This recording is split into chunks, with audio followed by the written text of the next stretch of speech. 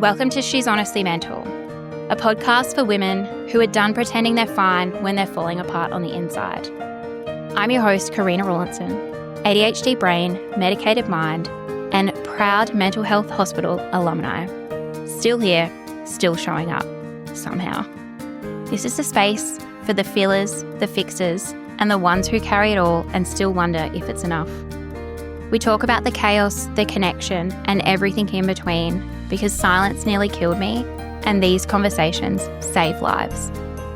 All right, cacao in hand, headphones on, chaos semi-contained. Let's get honestly mental. Oh, how exciting. I am recording today's episode from my bedroom. No fancy recording studio happening here.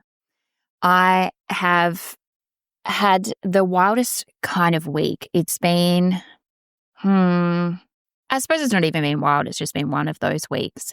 But for me, this episode is kind of, I feel like I'm about to drop a bomb on some subjects and things that I have been really affected by. And I don't want to say things to get myself in trouble.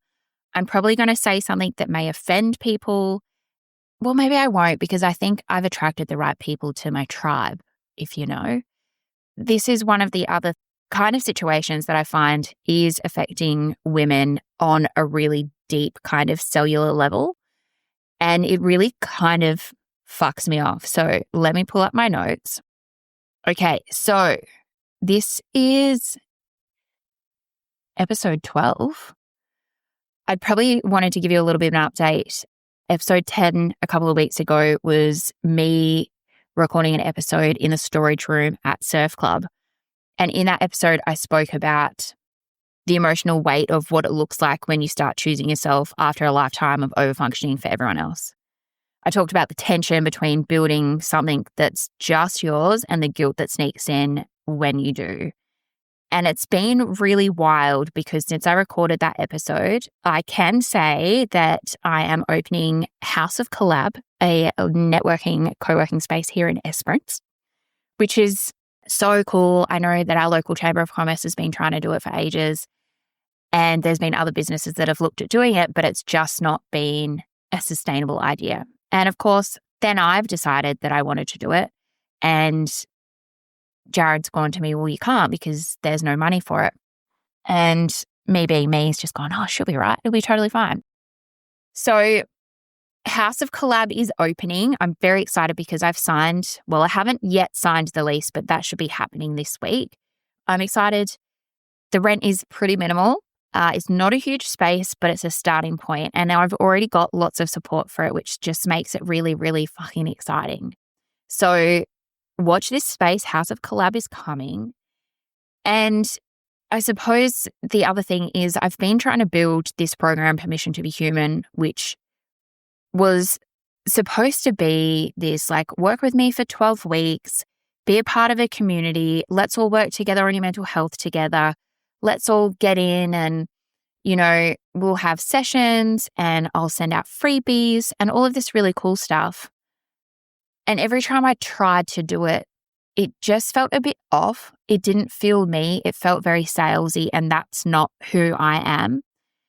And I then signed up for another course through Becca Francis, who teaches people how to read human design. And I was going through trying to learn and understand how to read other people's charts because I found human design has been one of the most amazing tools for me to understand me as a person. And by doing that, I've been able to pick apart the program Permission to be Human and work out why it's not working for me, why trying to sell something like this isn't really who I am, why it's not aligning, why people are not signing up. People don't really talk about this. And it's been funny because when I try to do something that's forced or it doesn't feel aligned with me as a person, it doesn't work. And it's like this energetic shift of I'm trying to fit a round peg in a square hole or a square peg in a round hole. I don't know, one or the other. But I'm trying to force something and it's not right. And it's funny because I've always had this idea in my head about trying to bring together the way organizations work. In the sense, it really pisses me off when you have small businesses out there that are trying to do their own marketing, they're trying to do their own finance, they're trying to do their own HR, they're trying to do their own ops, and it looks shit. I feel so judgmental, but I'm like, it looks really crap. And that's because I look at it myself and I have been practicing and doing these skills for a really long time. And that's when a friend messaged me and she goes, Karina, look, I'm actually really keen. I'm thinking about separating my business brand and my personal brand and having those as two kind of separate entities. And I said, girl, I've actually been thinking that for the last 3 weeks when I've been looking at social media. And so she goes, this is what you need to be doing. You need to be this kind of like visionary, almost of a sense of being able to see the bigger picture, which has been something that I've always found I'm really good at, is being able to kind of step back and look and analyze what's going on and then kind of not step into their situation fully, but as a person on the outside looking in, being able to listen to them, go through the conversation, listen to their story, and then analyze it and help them put it together. And so that's what I did. I have worked with someone, 2 people in the last couple of weeks, completely kind of spontaneously, but it felt so natural because they've got their own businesses, they're trying to put stuff together and they haven't been able to cohesively see it because they've been too overwhelmed in the little things. Whereas for me, the little things are like muscle memory, setting up accounting, setting up bank files, setting up your social media, getting it all to talk. And I get really frustrated when I see people trying to do it all on their own because I'm like, girl, I could just get in there, jump in, fix it, show you how to do it, make it so easy. And I think particularly in this day and age, I don't know all of the answers for things, but I know where I can look to find the answer for things. And so what I'm offering to the world is, and I'm sharing this not to sell it, but I'm sharing it because this is when you have an idea and you want to do something, but then there's all these like friction points going on, you go, oh, that's too hard. I'm not interested. I can't do this. Instead, I'm sharing it because, of course, She's Honestly Mental. And this is actually what goes on in my head probably most of the hours of the day. If you've been around for a while, you already know my mornings don't start without my cacao. I've been drinking Invictus Apothecary's ceremonial cacao since 2020. It's literally been everywhere with me, across Australia, up to Broome, and even in my inpatient hospital stays. It's my one little moment of sacredness each morning, usually brought to me made with love by Jared. Bless him. The beautiful humans behind it, Jodie and Ben, aka the captain and the crew, also run Naturally Esperance, their gorgeous local store and dispensary. They've been part of my world for years, and I'm honestly so grateful for what they've created. And now they've given me a little something for you, my She's Honestly Mental fan. You can get 10% off their 250 gram and 1 kilo cacao in store and online using the code SHMFAM, all one word. Just head to invictusapothecary.com.au or pop into Naturally Esperance if you're a local. So I've had one friend who's starting her own nail salon, and she came over a couple of weeks ago and was just telling me about it. And I said, girl, like, tell me all your things. I sat there, I had my little Otter AI open, and it just recorded the conversation between the two of us. And it was really great because at the end of the conversation, or we kind of got halfway, and I grabbed the transcript from that. I punched it into ChatGPT because I have GPTs that I've built that have helped me strategize and analyze different situations. And it spat out this basically to-do list for her. And she said to me, that's the smartest thing that I've ever seen. And it's not even that hard. It's not even that hard because it's been able to pull into what she really needs. It's been able to look at the advice that I've been able to give her, and then it's literally spat out a to-do list that suits her brain and the way that she works. And she said to me, Karina, this has been the biggest gift that you could ever give me because this stuff really stressed me out. And this is what I stand for, is we are so trying to be perfect. We are so trying to hold everything together. And all it's doing is making us more vulnerable to failure. It just blows my mind, and it's so wild that in this day and age, we are still behaving like this because we're too scared to be seen as who we are, which is a human being, not a human doing. And it makes me really sad. But in saying that, I still live by that for me sometimes. It's so funny. I try and start with a bit of a outline for the podcast of where I want to take it, and it never really happens. But I think that's the point of it, is it's very raw.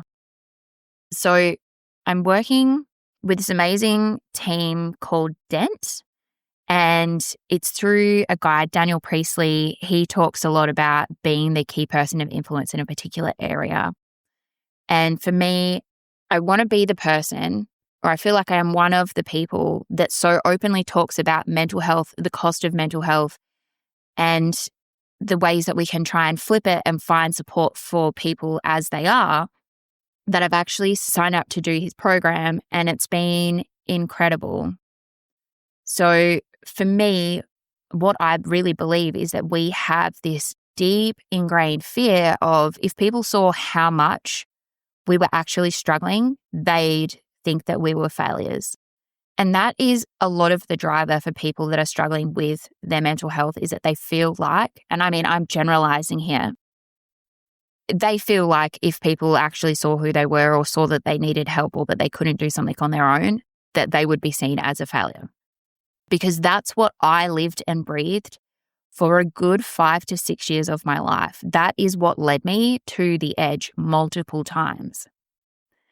And so I see myself, and this is written in my human design too, is that I'm like this living, breathing, walking experiment of life. And then I have this skill of being able to openly talk about stuff. So that's where this podcast sits. And what I truly hope is that anyone that listens to this podcast, when you start listening to when you finish listening, that you definitely feel like you can show up as you are, and you have that opportunity to, your nervous system finally settles. You start to see yourself and you feel like you're finally held. If that's all that you get out of this, I literally feel like I could die a happy lady. So these are the things that I've found are kind of like pain points, is, we have this feeling of, I can't keep doing this. We have this feeling of, I'm burnt out, anxious, overstimulated. We have a feeling of, if I stop, everything stops. And it's really, really tough. We're spending time believing that we have to be the strong one. We're thinking that vulnerability equals weakness. We assume that our worth is tied to how much we can hold and do. And I have lived that so much with all the different organizations and community groups and stuff that I do. Then if you're burnt out, you feel like you're not capable of leadership. It's just amazing how skilled and talented so many of us are in our own ways. And it might not traditionally look like leadership. Another client of mine that I was working with this week, and she said, you and M, and we're talking about MG, legend. She said, you and M are such great leaders in the space that you're in. And she supports us in our businesses. And she goes, you guys are just such great thought leaders. You do such a good job. And I'm just here to kind of do mine. And I said to her, do you understand that what you're doing is actually being a leader? You are a thought leader in this space that you're in. What you're doing and the way that you're showing up is not something that's common. It's not something that we sit back and go, oh yeah, you're just, kind of below us. You're sitting at the table with us. That's not because we hire you to do stuff. It's like you're hiring me to do this so that, we're just all on the same side. And it was interesting because the shift that she saw from the beginning of the conversation to the end of the conversation was, yeah, you know what? I'm actually I'm valuable. Of course she's valuable, duh. So it's that thinking what we think different things look like, i.e. leadership, isn't always what leadership is actually about. And I mean, that's, believing that she should be able to handle it all and taking responsibility for everything because no one else steps in. Believing support, when you're having someone be there for you, actually equals weakness or dependence. So that's kind of where we're at with it. It's kind of crazy because I've gone from thinking that I'm working with kind of women on a personal level only, but really what I'm doing is I'm working with women on a whole level because it's not just about you as a person at home, it's about you as a person in every kind of situation. For me, I found, again, it's not work-life balance, it's work-life blend because it is just a flow. Because I think that's the way that the world really is these days, is it is the flow of the work life. There's no real line. And I'm not talking about the women that go to work and do 9 to 5 or 9 to 1 or whatever. I'm talking about the women, the entrepreneurs, the leaders, the people that are trying to create things. There's so much that gets involved and your brains just don't really stop. So you're trying to find a way that you can work and almost like compartmentalize and have those strategies to support you throughout the day so that you can go, okay, well, so for instance, this morning I was at Surf Club and I get in the water at about 9 o'clock and I don't get out of the water till 11. I didn't look at my phone between 8:30 and lunchtime today. What? But that's because I'm so involved in what I'm doing. I know that my work and everything like that, it's not important right now. And I know it's obviously Surf Club is on a Sunday, but if I was at home and we didn't have Surf Club, I'd probably be working. I mean, look at me now. It's 5:36 on a Sunday afternoon and I'm sitting on my bed recording a podcast. Though for me, this isn't working. It is working. But it's that blend. So this kind of leads me into the next kind of level of where I'm going, and something that's probably been pissing me off for a long time is around leadership and organizations, because I know that I feel like what's actually making the world really struggle is we've got people out there that are super toxic leaders, and no amount of toxic positivity, no amount of positivity or affirmations or anything like that can really flip that part of leadership. And if we've got organizations and leaders out there that are allowing and not having, those workplaces that are emotionally safe, or community organizations that are emotionally safe, that are allowing behavior, it makes it a lot harder because we try and regulate at home and then we go to a workplace or to a community organization and we're unable to kind of regulate there because it's not, want for the better words, emotionally safe, because you've got people out there that just don't give a shit, or they've got so much trauma that they behave like assholes. It makes it really hard. And that's why I think there's a lot of people that don't volunteer these days, because you just get treated like shit. There's a reason why there's a lot of dysfunction in businesses, because you have owners and leaders who think that they're king shit and that it's the best way forward is their way, it's my way or the highway. And to some extent it can be like that, but also the world has just not been curated, designed, however you want to say it. Like, it's just not a place that really honors our nervous systems. And you can look as physical as fuck. You can be as healthy as you want to be, like skinny and beautiful and fit and all of the rest of it. And you can try and journal your way out of it. But if the environments that we're putting ourselves in are not prioritizing our nervous systems and the way that we regulate emotionally, then I think it's going to be really detrimental to the world. But what I've noticed of late is how much that it is actually changing.